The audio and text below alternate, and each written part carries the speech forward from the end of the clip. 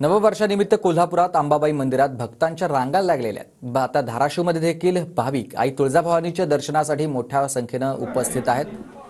तर तिकडे रत्नागिरीमध्ये देखील गणपतीपुळे इथं भाविकांची मोठी गर्दी झालेली पाहायला मिळते। हे तीन दृश्य आपण बघतोय।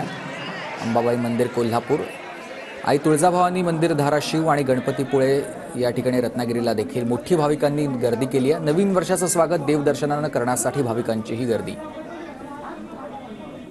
इंग्रजी नवीन वर्षाचा आजचा पहिला दिवस आणि याच निमित्तानं आज राज्यभरातील अनेक धार्मिक स्थळांवर भाविकांची गर्दी आहे ती पाहायला मिळते आणि तशीच गर्दी कोल्हापुरातील करवीर निवासिनी अंबाबाई मंदिर परिसरामध्ये देखील आपल्याला पाहायला मिळते। आपण बघू शकतो सकाळी सकाळी अंबामातेचं दर्शन घेण्यासाठी बाहेरून आलेले पर्यटक असतील, त्याचबरोबर स्थानिक भाविक देखील मोठ्या संख्येने मंदिर परिसरामध्ये दाखल झालेले आहेत आणि त्यामुळे मंदिराची दर्शन रांग जी आहे ती अगदी हाऊसफुल असलेली पाहायला मिळते। त्याचबरोबर मंदिर परिसरामध्ये देखील अशा पद्धतीने भाविकांची गर्दी आपल्याला अनुभवायला मिळत आहे। खरं तर अनेक भाविक जे आहेत जे बाहेर गावाहून येतात ते दरवर्षी त्यांचा शिरस्ता असतो। 31 डिसेंबरच्या दिवशी ते कोल्हापूरमध्ये येतात। 31 हा कोल्हापूरमध्ये साजरा करतात आणि दुसऱ्या दिवशी अंबामातेचं दर्शन घेऊन नवीन संकल्प घेऊन ते करवीर नगरीतून बाहेर पडतात आणि तशीच परिस्थिती या वर्षी देखील पाहायला मिळते आणि त्याचमुळे आपण बघतोय मोठ्या संख्येने भाविक या सगळ्या अंबाबाई मंदिर परिसरामध्ये दाखल असल्याचं आपल्याला पाहायला मिळतंय। सुनील काटकरसह भूषण पाटील, TV9 मराठी, कोल्हापूर।